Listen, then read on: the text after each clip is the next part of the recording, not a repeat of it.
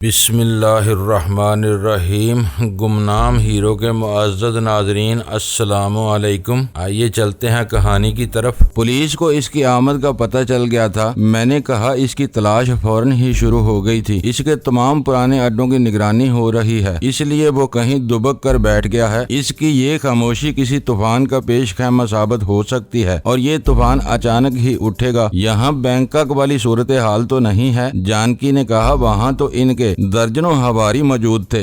दारा इन्हें किसी न किसी तरह अपने साथ मिला लेता था, लेकिन यहाँ तुम शायद बोल रही हो कि शुरुआत यहीं से हुई थी। मैंने कहा, इसने पाकिस्तान से यहाँ आते ही पंजे गाड़ लिए थे। पैसे के लालच में हर कोई बुराई का हिस्सा बनने को तैयार हो जाता है। इसके कुछ पुराने दोस्त अब भी यहाँ मौजूद हैं। वो दोनों इतने दिनों से यहाँ रुपोश हैं और पुलिस इनका सुराग नहीं लगा सकी। इसका मतलब है कि इन्हें यहाँ आते ही कुछ लोगों की हमदर्दियाँ हासिल हो चुकी है, जिन्होंने इन्हें पनाह दे रखी है। हो सकता है कि दारा ने अंदर ही अंदर अपने कुछ हमायती तैयार कर लिए हों या ऐसा करने की कोशिश कर रहा हो। इसीलिए कह रहा हूँ कि वो मौका पाकर अचानक ही कुछ करेगा। हो सकता है कि इसे हमारी आमद का पता चल चुका हो। वो पहले से ज्यादा मोहतात हो जाएगा। जानकी इस मर्तबा खामोश रही। थाई तो इस दौरान में खामोश बैठी रही थी। हम जब से यहाँ आए थे उसी वक्त से मेहमानों की आमदोरफ्त लगी रही थी। गली के बहुत से लोग भी आते रहे थे और हम ड्राइंग रूम से उठकर किसी और कमरे में नहीं जा सके थे। 2 बजे सब्ज चियांग शू के जाने के बाद भी हम यहीं बैठे रहे थे और इस वक्त 3 बजने वाले थे। जानकी जमाही लेते हुए उठ गई। अब तो नींद आ रही है, लेकिन सोने से पहले मैं तुम्हारा मकान देखना चाहती हूँ। जब से आए हैं एक ही कमरे में बैठे हुए हैं। इसने मेरी तरफ देखते हुए कहा। थाई भी उठ गई। मैं इन्हें घर दिखाने लगा। मुख्तलिफ कमरों से होते हुए मैं इन्हें अपने अम्मी और अब्बू वाले बेडरूम में ले आया। ये मकान कई साल से बंद रहा था, लेकिन मेरे जाने से पहले इंस्पेक्टर चियांग शू ने बड़ी मेहनत से सफाई करवाई थी। हर चीज साफ सुथरी नजर आ रही थी। मैंने डाइनिंग टेबल के साथ सबसे ऊपर वाली दराज खोल ली। इसमें स्टेनलेस स्टील का वो खूबसूरत फ्रेम रखा हुआ था जिसमें मम्मी और डैडी की तस्वीर थी। मैंने वो फ्रेम उठा लिया। मेरा हाल है कि ये फ्रेम सिर्फ साफ करके टेबल पर रखने की बजाय जानबूझकर दराज के अंदर रख दिया गया था, ताकि फौरी तौर पर मेरी नजर इस पर ना पड़ सके। मैं फ्रेम उठाकर तस्वीर देखने लगा। मेरी आंखों में नमी आ गई थी। थाई ने फ्रेम मेरे हाथ से ले लिया। चंद लम्हे तस्वीर देखती रही, फिर मेरा कंधा थपथपाने लगी। वो समझ गई थी कि तस्वीर किसी की हो सकती है। जानकी ने भी तस्वीर लेकर देखी, फिर फ्रेम ड्रेसिंग टेबल पर सजा दिया। मेरे मुंह से बेइख्तियार हिचकी सी निकल गई। मैं दूसरी दराजें खोलकर देखने लगा। नीचे वाली दराज में मेरी भी एक फ्रेम शुदा तस्वीर मौजूद थी। ये तस्वीर मम्मी डैडी के कत्ल से तकरीबन 2 महीने पहले घर के आंगन में खींची गई थी। डैडी को ये तस्वीर बहुत पसंद आई थी और उन्होंने इसे एनलार्ज करवाकर फ्रेम में लगवा लिया था। ये तस्वीर किसकी है? जानकी ने पूछा। हालांकि वो समझ गई थी कि ये तस्वीर किसकी हो सकती है। बहुत प्यारा सा लड़का है। कौन है ये? अरे तुमने पहचाना नहीं जानकी? तुम्हारे सामने ही तो है ये लड़का। थाई ने मुस्कुराते हुए कहा। गोया तुम बचपन ही से ऐसे थे, दूसरों को परेशान करने वाले। जानकी भी मुस्कुरा दी। बचपन की नहीं, ये मेरे लड़कपन की तस्वीर है। मम्मी डैडी के इंतकाल से तकरीबन 2 महीने पहले खींची गई थी। इस रोज मेरी 14वीं सालगिरह थी। मुझे एक एक लम्हा और एक एक पल याद है। रात को हम होटल से डिनर करके वापस आ रहे थे। हमारी टैक्सी जैसे ही दरवाजे के सामने रुकी थी, एक और कार हमारे करीब आकर रुकी थी और दारा और इसके साथियों ने मम्मी डैडी को घेर कर इन पर हमला कर दिया था और मैं अपनी बात पूरी नहीं कर सका। मेरी आवाज बर्रा गई थी। थाई ने एक बार फिर मेरे कंधे पर हाथ रख दिया और वो मुझे कमरे से बाहर ले आई। लॉन्ज में रुककर इसने मेरे सामने खड़े होते हुए दोनों हाथ मेरे कंधों पर रख दिए और मेरे चेहरे पर नजर जमाते हुए बोली, तुमने 9 उम्री में अपनी आंखों के सामने जिंदगी बहुत बड़ी ट्रेजेडी देखी थी। तुमने बड़े जब्त और सब्र से काम लिया। तुम खुशकिस्मत हो कि तुम्हें प्रताप सिंह और इंस्पेक्टर चियांग शू जैसे सरपरस्त मिल गए थे। इन लोगों ने तुम्हें मोहब्बत भी दी और तुम्हारे अंदर जिंदगी का हौसला भी पैदा किया। तुम्हारे साथ जो कुछ भी हुआ मैं इससे नावाकिफ तो नहीं हूँ। तुमने बड़ी कठिनाइयाँ बर्दाश्त की हैं। अब तुम जवान हो और अब तो तुम्हें ज्यादा हौसले की जरूरत है। अभी तुम्हारा मिशन पूरा तो नहीं हुआ। तुमने तो कसम खाई थी कि जब तक अपने माँ बाप के कत्ल का इंतकाम नहीं ले लोगे तुम्हें चैन नहीं आएगा, और अगर हौसला हार बैठे तो अपने मिशन को कैसे पाया तकमील तक पहुँचाओगे। मैंने हौसला नहीं हारा थाई, मैंने जवाब दिया। बहुत अरसे बाद यहाँ आया हूँ ना, एक एक चीज मम्मी डैडी की याद दिला रही है। मेरी हिम्मत और मेरा हौसला अब भी कायम है। यहाँ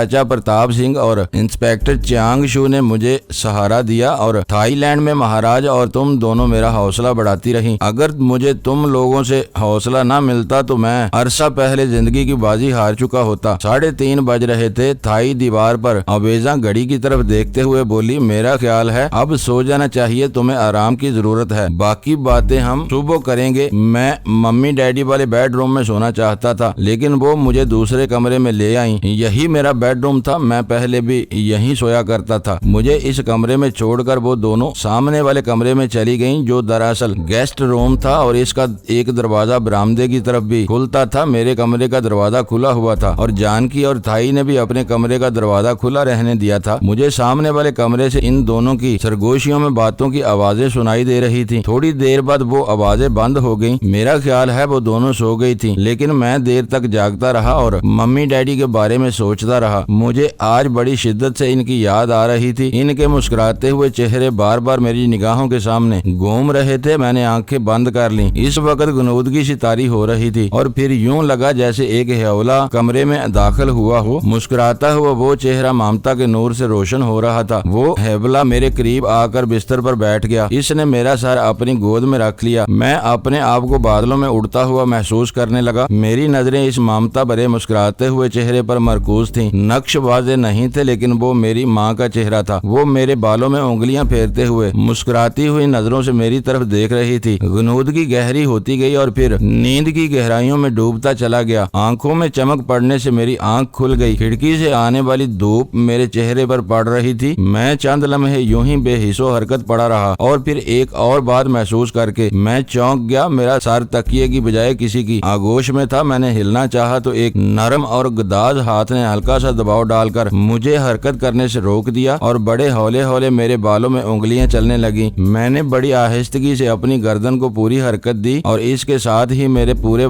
जिस्म में सनसनी सी फैलती चली गई। वो थाई थी जो पलंग की पुश्त से टेक लगाए नीम दराज सो रही थी। मेरा सर इसकी गोद में था। इसका एक हाथ मेरे सीने पर था और दूसरा सर पर। मैंने जब हिलने की कोशिश की थी तो इसने नींद ही में मुझे हिलने से रोक दिया था और मेरे बालों में उंगलियां फेरने लगी थी। मेरे दिमाग में सनसनाहट सी हो रही थी। तो रात को मैंने कोई ख्वाब नहीं देखा था। कमरे में आने वाला वो हौला और ममता के नूर से मुनव्वर वो चेहरा महज तस्वर नहीं था। वो थाई थी जो मेरे कमरे में आ गई थी और मेरा सर अपनी गोद में रखकर इसी तरह बैठी रही थी। मुझे याद आया बैंकॉक में भी एक मर्तबा वाट ट्रिमट के कमरे में थाई इसी तरह मेरा सर अपनी गोद में रखे रात भर बैठी रही थी। मैं चंद लम्हे थाई के चेहरे को देखता रहा और फिर बड़ी आहिस्तगी से इसका हाथ अपने सीने से हटाकर अपना सर इसकी गोद से हटाने की कोशिश करने लगा। थाई की आंख खुल गई। सो जाओ, अभी रात बाकी है। थाई का अंदाज बुड़बुड़ाने वाला था और लहजा ख्वाबीदा सा था। थाई, मैंने कहा। थाई के जिस्म को एक झटका सा लगा। इसने आंखें पूरी तरह खोल दी। वो मेरी आंखों में झांक रही थी। इसके चेहरे पर वही ममता का नूर नजर आया जो मैंने चश्मे तस्वर से देखा था। थाई, मैं हौले से बोला, तुम यहाँ कब आई और कब से इस तरह बैठी हुई हो? तुम शायद नींद में अपनी मम्मी को पुकार रहे थे। थाई ने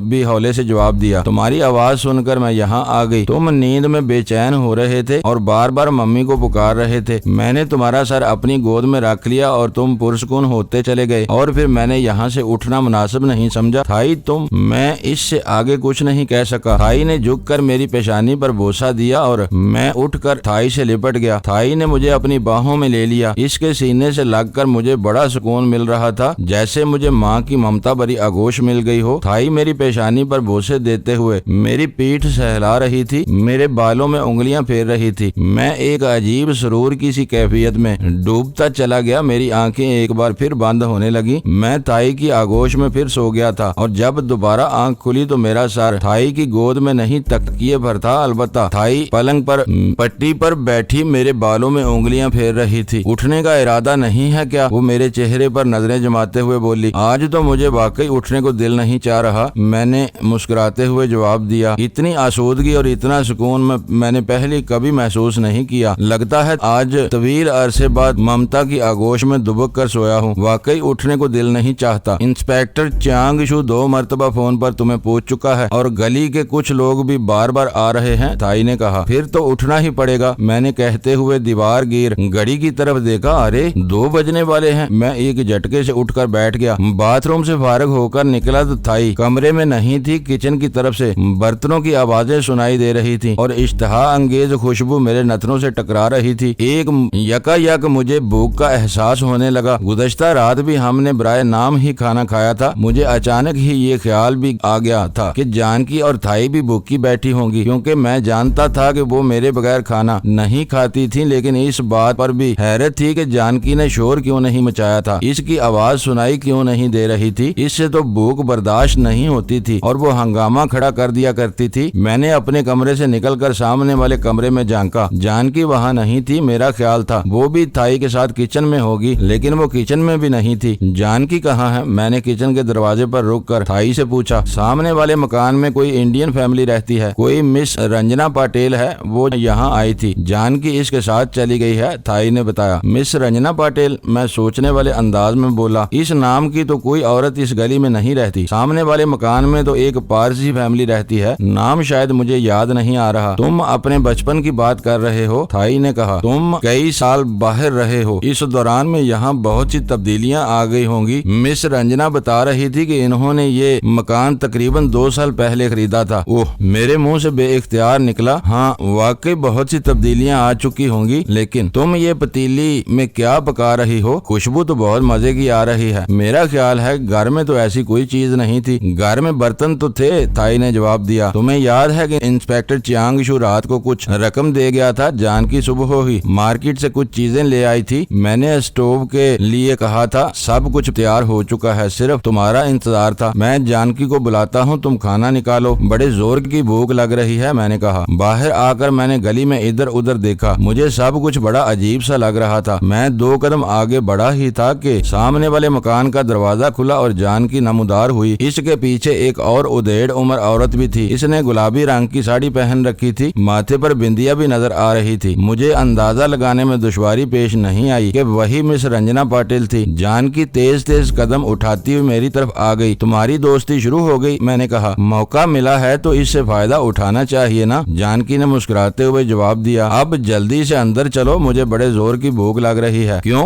मिस रंजना ने कुछ खिलाया नहीं? मैंने दरवाजे में दाखिल होते हुए कहा। वो बेचारी तो खाने को बहुत कह रही थी, मगर मैंने ही मना कर दिया। फिर इसने कॉफी बना ली। खाली पेट ब्लैक कॉफी पीकर आंतें सुलग उठी हैं, जानकी ने जवाब दिया। हम दोनों अंदर आ गए। थाई इस वक्त मेज पर खाना लगा रही थी। जानकी ने कुर्सी पर बैठते ही हाथ मारना शुरू कर दिए। मैं खाना खत्म करके कुर्सी से उठा ही था कि फोन की घंटी बज उठी। मैंने आगे बढ़कर रिसीवर उठा लिया। वो इंस्पेक्टर चियांग शू की कॉल थी। इसने यूं ही खैरियत दरियाफ्त करने के लिए फोन किया था। कई मिनट तक फोन पर गपशप होती रही। आज शाम की चाय तुम लोग मेरे साथ पियो, इसने आखिर में कहा। शाम 5 बजे हयात रेजेंसी के होगो रेस्टोरेंट में आ जाओ, वहीं बैठकर गपशप होगी। ठीक है, हम पहुंच जाएंगे, मैंने जवाब दिया और चंद जुमलों के तबादले के बाद मैंने रिसीवर रख दिया। मैंने जानकी और थाई को बता दिया कि शाम की चाय इंस्पेक्टर चियांग शू के साथ पी जाएगी। वो दोनों उठकर बर्तन समेटने लगी। इसके बाद हम लाउंज ही में बैठे बातें करने लगे। मुझ पर हस्बे मामूल खाने के बाद गुनगुदगी सी तारी होने लगी। नींद के झोंके आ रहे थे और फिर कॉल बेल की आवाज सुनकर मैं उछल पड़ा। जानकी मुझसे पहले उठकर बाहर चली गई। चंद मिनट बाद वापस आई तो इसके साथ 2 औरतें और एक आदमी था। इसके सर पर मखसूस अंदाज में बंधी हुई पगड़ी देखकर अंदाजा लगाया जा सकता था कि वो सिख है। वो जगजीत सिंह अरोड़ा था। उदेड़ उम्र औरत इसकी बीवी अमृता कौर और जवान लड़की इसकी बेटी निरंजन कौर थी। जगजीत सिंह की शक्लो सूरत तो वाजबी सी थी, अलबत्ता दोनों माँ बेटियां खासी हसीन थी। मैंने उठकर जगजीत सिंह से हाथ मिलाया। दोनों खवातीन को सलाम किया और इनके बैठने के बाद खुद भी अपनी जगह पर बैठ गया। बातों की इब्तदा ही में मुझे पता चल गया कि जगजीत सिंह चाचा प्रताप सिंह का चचाजाद भाई था। वो काफी अरसा पहले काम की तलाश में सिंगापुर आया था। कुछ अरसा प्रताप सिंह के पास भी रहा था, मगर किस्मत ने इसका साथ नहीं दिया और वो हिंदुस्तान वापस चला गया। बैंकॉक में चाचा प्रताप सिंह की हलाकत के बाद सिंगापुर में इसकी जायदाद की विरासत का मसला खड़ा हुआ तो जगजीत सिंह ही इसका ऐसा करीबी रिश्तेदार था जिसे इसका जायज वारिस करार दिया जा सकता था। सिंगापुर में सिखों की तंजीम खालसा जत्था और इंस्पेक्टर चियांग शू के तावन से जगजीत सिंह को हिंदुस्तान से सिंगापुर बुला लिया गया और प्रताप सिंह की सारी जायदाद और कारोबार कानूनी तौर पर इसके हवाले कर दिया गया। इन्हीं लोगों की कोशिशों से ऐसे यहाँ की शहरियत भी मिल गई और इसने अपनी बीवी और बेटी को भी यहाँ बुला लिया। इनकी रिहाइश पड़ोस वाले चाचा प्रताप सिंह के मकान ही में थी। इन लोगों के मुखलस और हमदर्द हमदर्द होने के में कोई शुबा नहीं था। जानकी ने चाय बना ली थी और चाय के साथ देर तक बातों का सिलसिला भी चलता रहा। दोनों मियाँ बीवी बार बार मुझसे हमदर्दी का इजहार करते हुए कह रहे थे कि अब मुझे परेशानी की कोई जरूरत नहीं। 4 बजे जब वो जाने लगे तो इन्होंने हमें रात के खाने पर भी मदऊ कर लिया। हमारे इनकार के बावजूद वो अपनी जिद पर कायम रहे कि हम रात का खाना इन्हीं के घर पर खाएंगे। 4:45 बजे के करीब हम भी तैयार होकर घर से निकल खड़े हुए। जानकी ने साड़ी पहनी थी जो इस पर खूब जच रही थी, जबकि थाई ने पैंट और ओपन शर्ट पहनी थी। मैंने जीन्स और टी शर्ट को तरजीह दी थी। गली से निकलकर हम मेन रोड पर आ गए। वहाँ से तकरीबन 200 गज आगे रेड क्रॉस हाउस वाले चौराहे के करीब टैक्सी स्टैंड से हमें टैक्सी मिल गई। मैं अगली सीट पर बैठ गया और जानकी और थाई पिछली सीट पर बैठ गई। टैक्सी कलीमेंसी रोड से होती हुई दूसरे चौराहे पर आर्चर रोड पर मुड़ गई। आर्चर रोड पर इस वक्त ट्रैफिक का अज़्दहाम था, जिस वजह से टैक्सी की रफ्तार भी कम रही और बिल आखिर तवील फासला तय करने के बाद टैक्सी स्कॉट्स रोड पर मुड़ गई। इस तरफ भी ट्रैफिक का सैलाब बह रहा था। इस सड़क पर भी बड़े बड़े शॉपिंग सेंटर्स और लातादाद 5 स्टार होटल्स के अलावा बड़ी बड़ी बैन अल-अक़वामी तिजारती कंपनियों के दफातर थे। टैक्सी हयात रेजेंसी होटल के गेट में दाखिल होकर आलीशान पोर्च में रुक गई। पोर्च में खड़े हुए एक बावर्दी मुलाजिम ने जल्दी से आगे बढ़कर टैक्सी का पहले अगला दरवाजा खोला और फिर पिछला दरवाजा भी खोल दिया। मेरी जेब में तो पैसे नहीं थे। थाई ने नीचे उतरकर किराया देने के लिए पर्स खोला तो कोई चीज पर्स से निकलकर छन्नाके की आवाज पैदा करती हुई नीचे गिर गई और इस चीज को देखकर मैं चौंके बगैर नहीं रह सका था। वो फल काटने वाली छुरी थी। मैंने झुककर छुरी उठाते हुए टैक्सी के करीब खड़े हुए होटल के मुलाजिम की तरफ देखा। इसकी आंखों में भी उलझन सी तैर गई थी और थाई की हालत तो ऐसी थी जैसे चोरी करते हुए रंगे हाथों पकड़ी गई हो। ये क्या? मैंने थाई से थाई जुबान में पूछा। होटल का वो मुलाजिम इंडियन या पाकिस्तानी था। वो अंग्रेजी या चीनी जुबान तो समझ सकता था, लेकिन मुझे यकीन था कि थाई जुबान नहीं समझता होगा, इसीलिए मैंने थाई जुबान में बात की थी। हमारे लिए सिंगापुर में भी खतरे तो बहरहाल है ना? थाई ने जवाब दिया। कोई और हथियार तो था नहीं, इसीलिए मैंने ये छुरी अपने पर्स में रख ली थी ताकि अगर दारा या चीफ आंख का आमना सामना हो जाए तो मेरे मुंह से बेइख्तियार कह कहा निकल गया। जानकी भी हंस पड़ी। थाई वाकई बहुत मासूम थी। इसका ख्याल था कि शायद दारा या चीफ आंख खाली हाथ हमारे सामने आकर हमें ललकारेंगे। थाई के चेहरे पर खजालत सी थी। इसने टैक्सी ड्राइवर को किराया अदा करके $1 का नोट होटल के मुलाजिम के हाथ पर भी रख दिया और मुझसे छुरी लेकर पर्स में रख दी। होटल के दरवाजे से लॉबी में दाखिल होते हुए मैं संजीदगी से थाई के बारे में सोच रहा था। मुझे अपने रवैये पर अफसोस हो रहा था। फल काटने वाली छुरी पर्स में रखकर थाई ने किसी हमाकत का सबूत नहीं दिया था। ये इसकी अक्लमंदी थी। इसने एहतियात का दामन तो नहीं छोड़ा था। जरूरत के वक्त ये मामूली सी छुरी भी खतरनाक हथियार साबित हो सकती थी। होटल का होगो रेस्टोरेंट बहुत शानदार था। साइड की एक मेज पर बैठा हुआ इंस्पेक्टर चियांग शू हमारा मुंतजर था। इसने हमें दूर से देखकर हाथ हिला दिया और हम मेजों के दरमियान चकराते हुए इसकी मेज पर आ गए। इंस्पेक्टर सादा लिबास में था, ग्रे इवनिंग सूट में। इसकी शख्सियत बहुत शानदार लग रही थी। इसने उठकर हमारा इस्तकबाल किया। तुम लोग पूरे 15 मिनट लेट हो, इसने घड़ी देखते हुए कहा। सॉरी अंकल, मैंने कहा। पड़ोस से जगजीत सिंह अंकल अपनी फैमिली के साथ आ गए थे। इनके जाने के बाद तैयार होकर निकले तो टैक्सी के लिए दूर तक पैदल चलना पड़ा और फिर सड़कों पर ट्रैफिक का हजूम। इस तरह हमें देर हो गई। मैं इनकी तरफ से भी माजरत चाहता हूँ, मैंने थाई और जानकी की तरफ इशारा करते हुए कहा। पहला मौका है इसलिए माफ किया। चियांग शू मुस्कुराया। वैसे जगजीत सिंह अरोड़ा बहुत बड़ा दिलचस्प आदमी है। इसने तुम्हें बताया होगा कि वो कौन है और इस मकान में कैसे रह रहा है? जी हाँ, इससे खासी तफसीली बातें हुई हैं, मैंने जवाब दिया। इसकी बीवी अमृता कौर भी बड़ी हमदर्द खातून है। इनकी वजह से तुम लोगों को बड़ी सहूलत हो जाएगी। वो जानकी और थाई को यहाँ अजनबियत महसूस नहीं होने देंगी। इसका अंदाजा हमें हो गया है, जानकी ने मुस्कुराते हुए कहा। इंस्पेक्टर चियांग शू ने वेटर्स को बुलाकर चाय के लिए कह दिया। चंद मिनट बाद ही मेज चाय और दीगर लवाजमात से सज गई। इससे अंदाजा हुआ कि चियांग शू ने हमारे आने से पहले ही लंबा चौड़ा ऑर्डर दे रखा था। चाय नोशी के दौरान में सिर्फ सूरत हाल पर तबादला ख्याल भी होता रहा। मेरा तो आज यहाँ पहला दिन था, यानी आज पहली मर्तबा ही घर से बाहर निकला था। कुछ अंदाजा नहीं था कि यहाँ क्या हो रहा है। अलबत्ता सुबह जानकी मार्केट से सौदा लेने गई थी तो अखबार भी ले आई थी। अखबार में मेरे बारे में भी लिखा हुआ था कि मैं किस तरह अपने माँ बाप के कत्ल के बाद अपनी जान बचाने के लिए भाग गया था और अब कई साल बाद वापस आया हूँ। दारा और चीफ आंग के बारे में भी एक खबर थी कि पुलिस बड़ी सरगर्मी से इन कातलों को तलाश कर रही रही है। तकरीबन 1 घंटा हम वहाँ बैठे। इंस्पेक्टर ने बिल अदा कर दिया और हम बाहर आ गए। पार्किंग में चियांग शू की कार खड़ी थी। बहुत पुराने मॉडल की फियाट कार थी। आपकी जीप कहाँ है? मैंने पूछा। वो सरकारी जीप है, इसे मैं सिर्फ सरकारी कामों के लिए इस्तेमाल करता हूँ। इंस्पेक्टर चियांग शू ने कार का दरवाजा खोलते हुए कहा। ड्यूटी के बाद अपने प्राइवेट कामों के लिए मैं अपनी कार ही इस्तेमाल करता हूँ। बैठो तुम लोग। मैं आगे पैसेंजर सीट पर बैठ गया, जबकि थाई और जानकी पिछली सीट पर बैठ गई। कार होटल की पार्किंग से निकलकर एस्कॉट रोड पर आ गई और वहाँ से आर्चर रोड की तरफ मुड़ गए। इस वक्त शाम हो चुकी थी। पूरा इलाका रंग बिरंगी रोशनियों से बकिया नूर बना हुआ था। ट्रैफिक कुछ और बढ़ गया। ट्रैफिक की रफ्तार अगरचे कम थी, मगर रुकावट कहीं भी नहीं थी। एक सिस्टम के तहत रवानी किसी खलल के बगैर जारी थी। कार जब आर्चर रोड से कलीमेंसी एवेन्यू की तरफ मुड़ी तो मैं यही समझा था कि इंस्पेक्टर चियांग शू हमें घर छोड़ने के लिए जा रहा है, लेकिन कार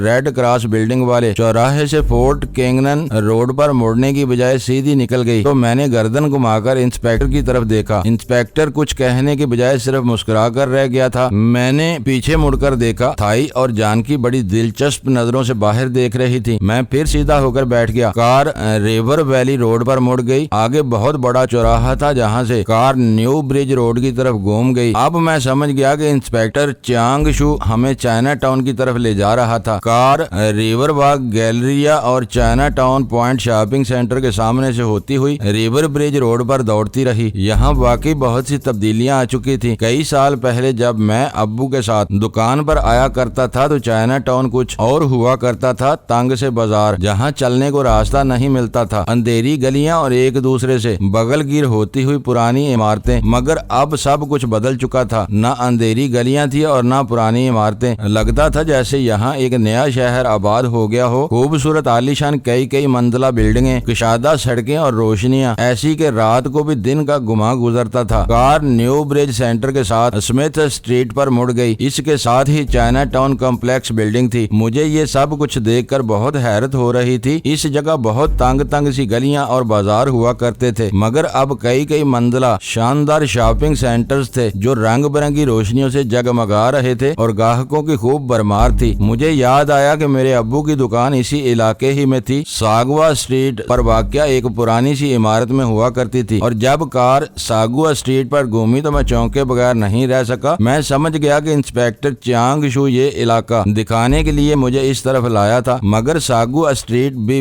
बिल्कुल बदली हुई नजर आ रही थी। कोई पुरानी इमारत कहीं दिखाई नहीं दे रही थी। कई मंजिला जदीद इमारतें थी, जिनके ग्राउंड लेवल पर शानदार दुकानें और ऊपर तजारती कंपनियों के दफातर या रिहायशी फ्लैट थे। मैं एक बार फिर पीछे की तरफ घूम गया और जानकी और थाई को बताने लगा कि इस स्ट्रीट पर कहीं मेरे वालिद का जनरल स्टोर हुआ करता था, लेकिन अब तो वो कदीम बिल्डिंग भी कहीं दिखाई नहीं दे रही। कार एक साइड स्ट्रीट पर मुड़कर रुक गई। इंस्पेक्टर चियांग शू ने इंजन बंद कर दिया। यहाँ आपने कार क्यों रोक ली अंकल? कोई खास बात? मैंने सवालिया निगाहों से इंस्पेक्टर चियांग शू की तरफ देखा। तुम्हारी एक इमानत है मेरे पास जो अब तुम्हें लौटाना चाहता हूँ। इंस्पेक्टर ने अपनी तरफ का दरवाजा खोलते हुए कहा। हम भी नीचे उतर आए। गली से निकलकर सड़क पर आए तो सामने एक दुकान पर आबद अली एंड सन का बोर्ड देखकर उछल पड़ा। वो कई मंजिला जदीद तर्ज तमीर की इमारत हामिल इमारत थी और इसके ग्राउंड लेवल पर 3 बड़े जर्नल स्टोर थे और वो बोर्ड दरमियान वाले स्टोर पर था। एक लम्हे को तो मैं सन्नाटे में रह गया। अब्बू के इंतकाल के बाद मैं अपनी जान बचाने के लिए भागता फिरा था और फिर चाचा प्रताप सिंह मुझे थाईलैंड ले गया था। घर की याद तो मुझे अक्सर सताती रहती थी, लेकिन दुकान का ख्याल कभी मेरे जहन में नहीं आया था। मेरा ख्याल था कि दुकान इन्हीं दिनों खत्म हो गई होगी और वहाँ किसी और का कब्जा होगा, मगर अब अपने अब्बू के नाम का बोर्ड देखकर मुझ पर अजीब सी कैफियत तारी हो गई थी। बाजार में खासा हजूम था। बकौल शख्स से खवे से खवा चल रहा था। यहाँ हर मुल्क और हर कौम के लोग नजर आ रहे थे। हम सड़क पार करके स्टोर में दाखिल हो गए। मैं दुकान को देखकर हैरान हो रहा था। ऊपर से नीचे तक हर किस्म का माल भरा हुआ था। दूसरी दुकानों की तरह यहाँ भी ग्राहकों का रश था और 4 सेल्समैन इनसे निमट रहे थे। दुकान के पीछे एक दरवाजे पर ऑफिस का बोर्ड लगा हुआ था। इंस्पेक्टर चियांग शू का रुख इसी तरफ था। तमाम सेल्समैनों ने इसे देखकर सलाम किया था। बूटा सिंह कहाँ है? इंस्पेक्टर ने एक सेल्समैन से दरियाफ्त किया। सेल्समैन ने ऑफिस वाले दरवाजे की तरफ इशारा कर दिया। इसी वक्त ऑफिस का शीशे वाला दरवाजा खुला और एक उदेड़ उम्र आदमी बाहर आ गया। वो सिख था। सर पर पगड़ी इसके धर्म की निशानदही कर रही थी। मैं इस वक्त जानकी और थाई को बता रहा था कि ये मेरे वालिद की दुकान थी। बोर्ड तो अब भी इन्हीं के नाम का लगा हुआ है, लेकिन सूरत हाल क्या है इसके बारे में मैं कुछ नहीं जानता। दफ्तर से बरामद होने वाला शख्स बूटा सिंह था। इसने पहले इंस्पेक्टर चियांगशू से हाथ मिलाया, फिर मुझसे। बूटा सिंह चियांगशू बोला, ये वजदान है, आबद अली का बेटा, कल ही थाईलैंड से आया है। मैंने सोचा आज इसकी इमानत वापस कर दूं।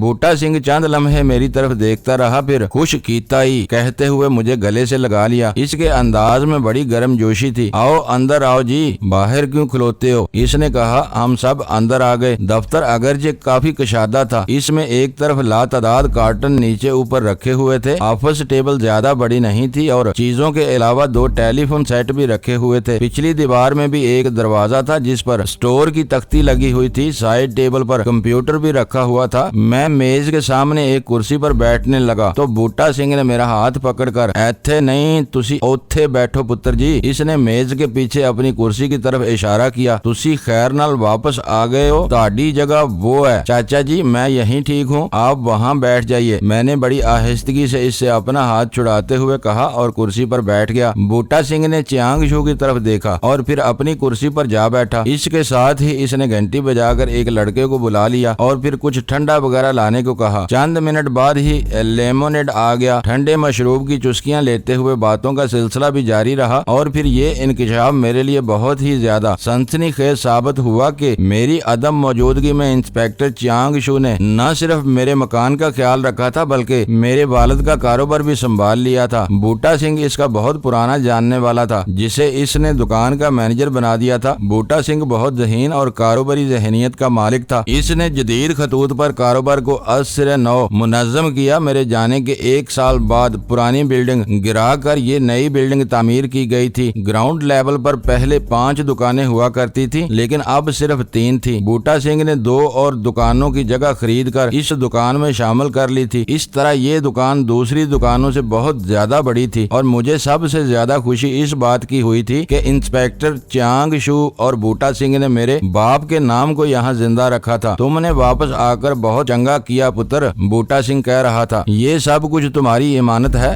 कई वरियों का सारा हिसाब किताब इस कंप्यूटर और बही खातों में महफूज है। अब तुम संभालो इसको। वो चंद लम्हों को खामोश हुआ, फिर बोला, तुम्हें बहुत खुश होना चाहिए है कि भाई चियांगशू ने सब कुछ संभाल लिया था। ये ना होते तो यहाँ तुम्हारा सब कुछ खत्म हो चुका होता। प्रताप सिंह की जायदाद और बिजनेस को भी इसने बिखरने से बचाया है। अब तुम ऐसा करो कि कल सुबह से यहाँ बैठना शुरू कर दो। मैं 2-4 दिन में सारा हिसाब किताब तुम्हें समझा दूंगा। नहीं चाचा, मैंने कहा, अभी मैं इस बखेड़े में पड़ना नहीं चाहता। मुझे कारोबार की कुछ समझ भी नहीं है। ये सब कुछ आप ही संभाले रखिए। मेरा मिशन अभी मैंने जानबूझकर बात पूरी नहीं की। ठीक है पुत्र, बूटा सिंह ने कहा। थोड़े दिन आराम कर लो, सैर सपाटा करो और फिर रिलैक्स होकर बैठ जाओ अपने बापू की गद्दी पर। इस मर्तबा मैं खामोश ही रहा। इंस्पेक्टर चियांगशू ने मौका पाकर बात शुरू कर दी। वो भी मुझे समझाने की कोशिश करता रहा कि अब मुझे अपने माजी को बुलाकर पुरसुकून जिंदगी शुरू कर देनी चाहिए। अपने माँ बाप के साथ होने वाली ज्यादती का बदला लेने के लिए तुमसे जो कुछ हो सकता था वो तुमने कर लिया। चियांगशू कह रहा था, तुम्हें याद है कि जब तुम अपनी जान के खौफ से भागे फिर रहे थे, अब वक्त बदल गया है। तुम्हारे दुश्मन अपनी जान बचाने के लिए तुमसे छुपते फिर रहे हैं। मैं नहीं जानता वो लोग दोबारा यहाँ क्यों आए हैं, हालांकि वो यहाँ की पुलिस को सबसे ज्यादा मतलूब हैं। हो सकता है वो पुलिस से खौफजदा न हो, लेकिन जब इन्हें ये पता चलेगा कि तुम भी यहाँ पहुँच गए हो तो वो यहाँ से भागने की कोशिश करेंगे। तुमसे जो कुछ हो सका तुमने किया, अब अपना फैसला खुदा पर छोड़ दो। दारा यहाँ क्यों आया है अंकल? मैं अच्छी तरह जानता हूँ, मैंने जवाब दिया। हो सकता है वो इस मर्तबा भी पुलिस के हाथ न आए, लेकिन मैंने बहरहाल ये तय कर रखा है कि इन दोनों को अपने हाथों से कैफरे किरदार तक पहुँचाऊंगा। तुम ये बात एक पुलिस ऑफिसर के सामने कह रहे हो? चियांगशू ने कहा। सॉरी अंकल, मैंने कहा, मैं बाद में इस मौजू पर आपसे बात करूंगा और ये मैं आपको यकीन दिलाता हूँ कि मेरी तरफ से लॉ एंड ऑर्डर का कोई मसला पैदा नहीं होगा। इंस्पेक्टर चियांगशू गहरा सांस लेकर रह गया। हम लोग तकरीबन 1.5 घंटा वहाँ बैठे रहे। बूटा सिंह ज्यादातर कारोबार के बारे में बातें करता रहा। फिर दफ्तर से निकलकर वो हमें दुकान दिखाने लगा। ये शोभा जाती स्टोर था। हर शोभा अलग अलग था और सेल्समैन भी अलग अलग थे। थाई और जानकी ये सब कुछ देखकर हैरान हो रही थी। मैंने इन्हें ये तो बताया था कि मेरा बाप सिंगापुर में एक शॉपकीपर था, लेकिन हो सकता है कि इनके जहन स्टेशन में किसी मामूली दुकानदार का तस्वर उभरा हो, लेकिन यहाँ इनके लिए नए नए इंकशाफात हो रहे थे। मेरा मकान, ये इतना बड़ा स्टोर और मेरी आओ भगत देखकर इन्हें शायद मेरी अहमियत का कुछ अंदाजा हो रहा था। अंकल, हमें एक गाड़ी चाहिए, मैंने इंस्पेक्टर चियांग शू के साथ इसकी कार में बैठते हुए कहा। किसी कार रेंटल एजेंसी से अगर कोई गाड़ी मिल जाए तो हमें आमदोरफ्त में कुछ आसानी हो जाएगी। इंस्पेक्टर चियांग शू ने इस बात में सर हिला दिया और फिर कार मुख्तलिफ गलियों और सड़कों से घूमती हुई न्यू ब्रिज रोड पार करके युतांग सीन स्ट्रीट पर निकल आई। ये भी एक कुशादा और बारौनक सड़क थी। इसके दोनों तरफ सेंट्रल पुलिस हेडक्वार्टर था। इंस्पेक्टर चियांग शू की ड्यूटी भी यहीं होती थी। इसने कार पुलिस हेडक्वार्टर के कंपाउंड में रोक ली और हमें वहीं बैठने रहने का इशारा करके अंदर चला गया। इसकी वापसी तकरीबन आधे घंटे में हुई। ड्राइविंग लाइसेंस किसके पास है? इसने इंजन स्टार्ट करते हुए पूछा। किसी के पास नहीं, मैंने जवाब दिया। मैंने तो आज तक ड्राइविंग सीखी नहीं। थाई और जानकी ड्राइविंग जानती हैं। बैंकॉक में तो इनके पास ड्राइविंग लाइसेंस भी थे, लेकिन यहाँ ड्राइविंग लाइसेंस के बगैर कोई गाड़ी नहीं चला सकता। इंस्पेक्टर चियांग शू ने मेरी बात काट दी। सिंगापुर दुनिया के बहुत से ममालिक से बहुत मुख्तलिफ है। यहाँ कानून बनाए जाते हैं तो इन पर सख्ती से अमल भी कराया जाता है। किसी मामूली सी बात को भी नजरअंदाज नहीं किया जाता। बहरहाल मुझे बंदोबस्त करना पड़ेगा। कार पुलिस हेडक्वार्टर से निकलकर युतांग सीन स्ट्रीट पर आ गई। एक बार फिर न्यू ब्रिज रोड अबूर करके मुख्तलिफ सड़कों और गलियों में होते हुए मैक्सवेल रोड पर ट्रैफिक पुलिस हेडक्वार्टर आ गए। यहाँ इंस्पेक्टर चियांग शू हमें भी अपने साथ अंदर ले गया। एक दफ्तर में पहुंचकर इसने जानकी और थाई के नाम कागजात तैयार कराए। इन दोनों के दस्तखत भी करवाए गए थे और फिर एक एक कॉपी इन्हें भी दे दी गई। ये ड्राइविंग लाइसेंस नहीं है, इसने कहा। जजीरे की सड़कों पर कार चलाने का आर्जी इजाजतनामा है। तुम दोनों के नाम रजिस्टर कर लिए गए हैं। 15 दिन के अंदर अंदर ड्राइविंग लाइसेंस बनवाने होंगे। ट्रैफिक पुलिस हेडक्वार्टर से निकलकर इंस्पेक्टर चियांग शू हमें क्लब स्ट्रीट के क्रॉसिंग पर वाक़या इन ऑफ स्कित हैप्पीनेस ले गया। पहले हमने एक रेस्टोरेंट में बैठकर चाय पी और फिर होटल ही की बिल्डिंग में वाक़या एक कार रेंटल एजेंसी के दफ्तर में दाखिल हो गए, जहां से हमने अपनी पसंद की एक कार किराए पर हासिल की और दफ्तर से बाहर आ गए। एजेंसी के आदमी ने पार्किंग में खड़ी हुई इस कार की निशानदही करके चाबी हमारे हवाले कर दी। इंस्पेक्टर चियांग शू की वजह से हमारी बहुत सी मुश्किलें हल हो गई थी। हम इसका शुक्रिया अदा करके अपनी किराए की कार में बैठ गए। स्टीयरिंग जानकी ने संभाल लिया था, मैं और थाई पीछे बैठ गए थे। मुअज़्ज़ज़ नाज़रीन, लाइक करें, शेयर करें और कमेंट्स बॉक्स में पाक आर्मी जिंदाबाद, पाकिस्तान पाइंदाबाद का नारा ज़रूर दर्ज करके अपने मुल्क पर फ़ख्र करें और पाकिस्तान की बुनियादें मजबूत करने में अपना किरदार अदा करें। वीडियो देखने का शुक्रिया। मुअज़्ज़ज़ नाज़रीन, अपना ख्याल रखिएगा और हमारे चैनल का भी। ISI पाक आर्मी जिंदाबाद, पाकिस्तान पाइंदाबाद।